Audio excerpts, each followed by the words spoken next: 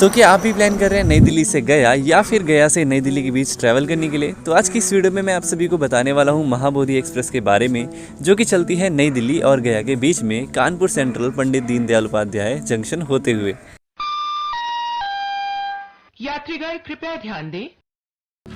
तो नमस्कार दोस्तों, मेरा नाम है दीपक और आप देख रहे हैं ट्रेन क्यूरियस। आज की इस वीडियो में हम बात करने वाले हैं महाबोधि एक्सप्रेस के बारे में। जब महाबोधि एक्सप्रेस गया से नई दिल्ली के लिए चलती है, इस ट्रेन का नंबर होता है 12397 और जब ये ट्रेन नई दिल्ली से गया के लिए चलती है, इस ट्रेन का नंबर होता है 12398। यह ट्रेन 24 अगस्त 2003 में लॉन्च की गई थी और बड़ी बात यह है कि ये ट्रेन 992 किलोमीटर की दूरी मात्र 14 घंटे में तय कर लेती है। यानी कि महाबोधि एक्सप्रेस की एवरेज स्पीड है 70 किलोमीटर पर आवर और इसकी मैक्सिमम स्पीड है 130 किलोमीटर पर आवर। और बड़ी बात ये भी है कि ये ट्रेन हफ्ते में 7 दिन चलती है। और यदि महाबोधि एक्सप्रेस के कोच पोजीशन को देखे जाए तो महाबोधि एक्सप्रेस के कोच पोजीशन कुछ इस प्रकार हैं जब ये ट्रेन नई दिल्ली से गया के लिए चलती है। यानी कि ट्रेन नंबर 12398, इस ट्रेन के सबसे आगे होता है एक फर्स्ट एसी का कोच H1, उसके बाद सेकंड एसी के 2 कोचेस होते हैं A2 एंड A1, उसके बाद B3, B2 and B1 third AC के कोचेस होते हैं और उसके बाद थर्ड एसी इकोनॉमी के होते हैं M3, M2 एंड M1।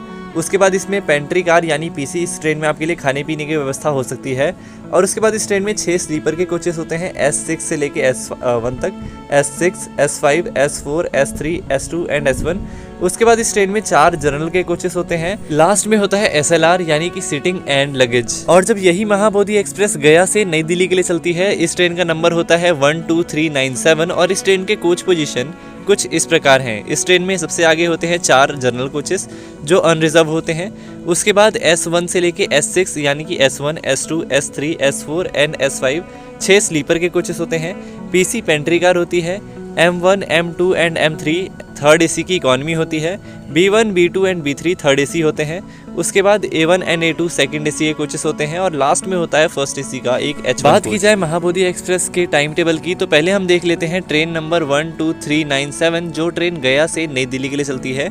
ये ट्रेन गया जंक्शन से खुल जाती है 14 बजे यानी कि दोपहर के 2 बजे प्लेटफॉर्म नंबर 3 से गया से। गुरारू में ये ट्रेन 14:19 पे रुकती है। रफीगंज में 14:33, अनुग्रह नारायण रोड पे 14:54, डेहरी ऑन सोने पे 15:12, सासाराम में 15:26, कुदरा में ये ट्रेन रुक जाती है 15:44 पर भभुआ रोड पे 16 बजे यानी कि शाम के 4 बजे। उसके बाद ये ट्रेन पहुंचती है पंडित दीनदयाल उपाध्याय जंक्शन 17:10 यानी कि शाम के 5:10 पर। विद्यांचल में ये ट्रेन रुकती है 18:30 पर। प्रयागराज जंक्शन में 19:30, भारवारी में 20:08, कानपुर सेंट्रल में 22:05, अलीगढ़ जंक्शन में ट्रेन 1:28 पर रुकती है रात को।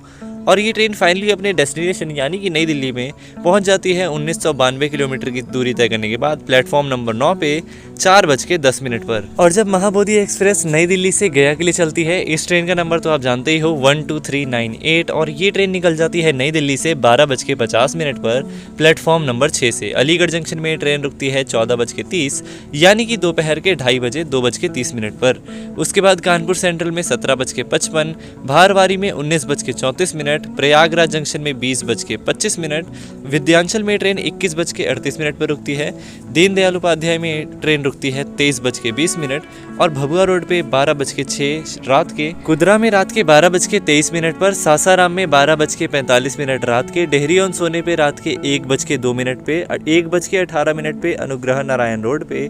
रफीगंज में ट्रेन 1:41 पर रुकती है और गुरारू जंक्शन में ट्रेन रुक जाती है 1:55 पर। और फाइनली 992 किलोमीटर की दूरी तय करने के बाद ये ट्रेन पहुंच जाती है अपने फाइनल डेस्टिनेशन, अपने गंतव्य पर गया जंक्शन में 2:55 रात को। इस ट्रेन के टोटली 13 स्टॉपेजेस हैं और देखा जाए तो इस ट्रेन का एक डिसएडवांटेज, एक कमी भी है कि ये ट्रेन आपको रात में गया जंक्शन पहुंचाएगी। अगर आप नई दिल्ली से डायरेक्ट गया जाना चाहते हो तो आप सभी के लिए डिसएडवांटेज रह सकता है, क्योंकि आप रात को जाके वहाँ पे करोगे क्या। तो इस वीडियो में लास्ट तक बने रहिएगा, क्योंकि मैं आप सभी को बताऊंगा कि आप सभी के लिए नई दिल्ली से गया जाने के लिए बेस्ट ट्रेन कौन सी हो सकती है, जो कि आप सभी को सही समय पे, कम समय में और अच्छे किराए के साथ आप सभी को पहुंचा सकती है नई दिल्ली से गया। और अगर मैं आप सभी को एक फैक्ट बताऊं, जो विक्रमशिला एक्सप्रेस है जो कि आनंद विहार टर्मिनल से चलती है भागलपुर के लिए पटना होते हुए, वो लगभग पंडित दीनदयाल उपाध्याय तक महाबोधि एक्सप्रेस के आसपास या साथ में चलती है। इसीलिए अगर आप ट्रेन में बोर हो तो आप इन दोनों ट्रेनों के स्टेटस को चेक कर सकते हो कि दोनों ट्रेनों में से दोनों ट्रेन कहाँ पे है, और आप सभी को इसमें थोड़ा सा इंटरेस्ट आएगा और आप सभी को थोड़ा टाइम भी पास हो पाएगा, क्योंकि इसे हम एक रेस की तरह ले सकते हैं कि कौन सी ट्रेन पहले जीतेगी। अगर आप महाबोधि एक्सप्रेस के किराए के बारे में सोच रहे हो तो चलिए हम एक नज़र डाल लेते हैं महाबोधि एक्सप्रेस के किराए के बारे में।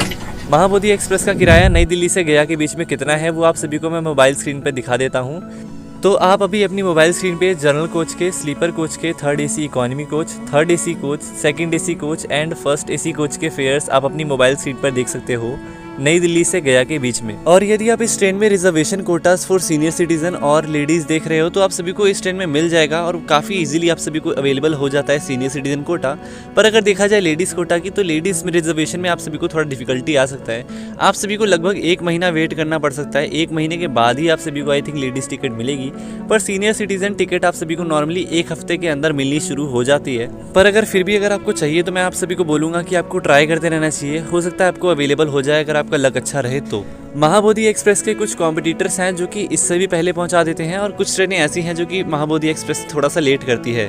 वीडियो के स्टार्टिंग में मैंने आप सभी को बोला था अगर आप नई दिल्ली से गया जाना चाहते हो तो महाबोधि एक्सप्रेस आप सभी को रात के 2:55 लगभग रात के 3 बजे पहुंचाएगी गया में।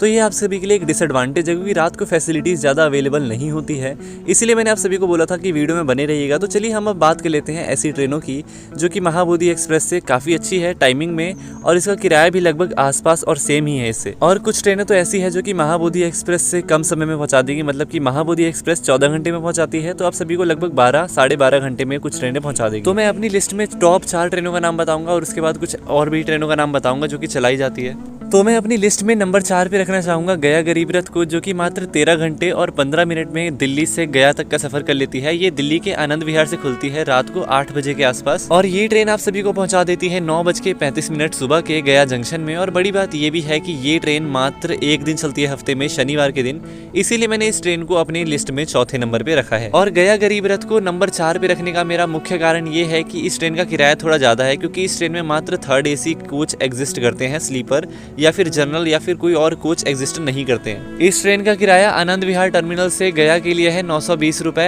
थर्ड एसी का। अपनी लिस्ट में मैं 3rd नंबर पे रखना चाहूंगा पुरुषोत्तम एक्सप्रेस, जो कि चलती है नई दिल्ली से उड़ीसा के पुरी के लिए। जी हाँ, जगन्नाथपुरी। ये ट्रेन जगन्नाथपुरी जाती है और ये ट्रेन गया होते हुए जाती है। और बड़ी बात ये भी है कि ये ट्रेन मात्र 14 घंटे में आप सभी को नई दिल्ली से गया के लिए पहुंचा देगी अगर ये ट्रेन लेट ना हो। और बड़ी बात ये भी है कि इस ट्रेन का किराया भी आप सभी को सेम देखने को मिलेगा दोनों में। ये ट्रेन आप सभी को दोपहर के 12 बजे के बाद गया में पहुंचाएगी। और बड़ी बात ये भी है कि पुरुषोत्तम एक्सप्रेस हफ्ते में 7 दिन चलती है। 2nd नंबर पे मैं रखना चाहूँगा झारखंड एक्सप्रेस को, जो कि हफ्ते में मात्र 3 दिन चलती है, सोमवार, बृहस्पतिवार और शनिवार। लगभग 8 बजे के बाद ये ट्रेन आनंद विहार टर्मिनल से रवाना हो जाती है और ये ट्रेन आप सभी को 10 बजे के बाद गया में पहुंचा देती है। ये ट्रेन यानी कि आप सभी को 13 घंटे और 20 मिनट में आनंद विहार से गया का सफर करा सकती है। और मैं अपनी लिस्ट में नंबर 1 पे रखना चाहूँगा वेस्ट बंगाल संपर्क क्रांति, जो कि हफ्ते में मात्र 1 दिन चलती है, बुधवार के दिन। और ये ट्रेन आप सभी को मात्र 12 घंटे और 20 मिनट में आप सभी को आनंद विहार टर्मिनल से गया तक पहुंचा देगी। पश्चिम बंगाल संपर्क क्रांति रात के 8:20 पे आनंद विहार टर्मिनल से रवाना हो जाती है और ये ट्रेन आप सभी को सुबह के 8:40 पर गया जंक्शन में उतार सकती है। तो इसीलिए अगर आप रात को महाबोधि एक्सप्रेस से गया जाने से बचना चाहते हो 2:55 पे, तो आप इन सब ऑल्टरनेटिव ट्रेन पे जा सकते हो। मैं आप सभी को बोलूंगा अगर आप ऑल्टरनेटिव पे जा ही रहे हो तो आप हफ्ते में 1 दिन चलने वाली ट्रेन, जिसको मैंने अपनी लिस्ट में नंबर 1 पे रखा है, तो आप वेस्ट बंगाल संपर्क क्रांति के साथ जा सकते हो। ये ट्रेन आप सभी को काफी अच्छे समय पे पहुंचा देगी। और बड़ी बात ये भी है कि जो वेस्ट बंगाल संपर्क क्रांति का किराया है वो थोड़ा सा कम है महाबोधि एक्सप्रेस के किराए के मुकाबले। टूरिस्ट प्लेसेस इन गया। अगर आप टूरिस्ट प्लेसेस पे जाना चाहते हो गया के अंदर, तो मैं आप सभी को बताना चाहूँगा कि मोस्टली यहाँ पे आप सभी को टेम्पल देखने को मिलेंगे ज़्यादातर, कुछ बुद्धिस्ट टेम्पल, कुछ हिंदू टेम्पल। और मैं आप सभी को बताऊँ तो यहाँ पे आसपास आप सभी को थोड़ी नदियाँ भी देखने को मिल सकती है। और मोस्टली आप सभी में से ज़्यादातर लोगों को पता होगा कि गया फेमस क्यों है। गया फेमस है अपने पिंडदान के लिए, क्योंकि यहाँ पे ज़्यादातर लोग पिंडदान करने आते हैं और स्पेशली 15 दिन पितृपक्ष के यहाँ पे आई थिंक बहुत ज़्यादा भीड़ रहती होगी। विष्णुपद टेम्पल भी काफ़ी ज़्यादा फेमस है गया के अंदर, और साथ ही साथ यहाँ पर आप सभी को एक बुद्धिस्ट टेम्पल भी देखने को मिल जाएगा, महाबोधि टेम्पल। फाल्गु नदी भी आप सभी को गया के अंदर देखने को मिल जाएगी। यदि आप महाबोधि एक्सप्रेस में ट्रैवल करने की या टिकट बनाने की सोच रहे हो तो मैं आप सभी को कुछ सजेशन देना चाहूँगा जो कि आपके काफ़ी काम आ सकती है। सजेशन नंबर 1 ये रहेगी कि अगर आप इस ट्रेन में टिकट बनाने जा रहे हो तो आप सभी को ट्राई करना चाहिए कि 1 महीने पहले बना लो ट्रैवल करने से, क्योंकि इस ट्रेन में वेटिंग लिस्ट की टिकट आप सभी को 1 महीने तक मिलती है और उसके बाद आप सभी को RAC की टिकट मिलनी शुरू हो जाती है। आमतौर पे ये ट्रेन लेट नहीं होती है। और मैं आप सभी को बोलना चाहूँगा दूसरी सजेशन ये कि अगर आप इस ट्रेन से नई दिल्ली से गया जाने की सोच रहे हो तो आप इस ट्रेन से ना जाओ तो ठीक रहेगा मेरे हिसाब से, क्योंकि ये ट्रेन आप सभी को रात को 3 बजे गया पहुँचाएगी। आई थिंक रात को आप सभी को ट्रांसपोर्टेशन फैसिलिटीज़ नहीं मिल पाएगी जो कि सुबह के टाइम मिल पाती है या फिर दोपहर के टाइम मिल पाती है। अगर आपको ट्रांसपोर्टेशन फैसिलिटीज़ चाहिए तो आप सभी को ट्राई करना चाहिए कि दूसरे ऑल्टरनेटिव की तरफ जाओ, जो कि मैंने वीडियो में ऑलरेडी बता दिया है। तो मैं यही दूसरी सजेशन देना चाहूँगा, बाकी और कुछ खास सजेशन अपनी नहीं देना चाहूँगा। तो मैं आशा करता हूँ इस वीडियो में दी हुई जानकारी आप सभी को पसंद आई होगी। इस वीडियो में दी जानकारी आप सभी को पसंद आई हो तो वीडियो को लाइक कर लेना, चैनल को सब्सक्राइब कर लेना और कमेंट करके बताइए नेक्स्ट वीडियो आप सभी को किस ट्रेन के ऊपर चाहिए। जिस ट्रेन के सबसे ज़्यादा कमेंट्स होंगे उस ट्रेन के ऊपर अगली वीडियो बन जाएगी।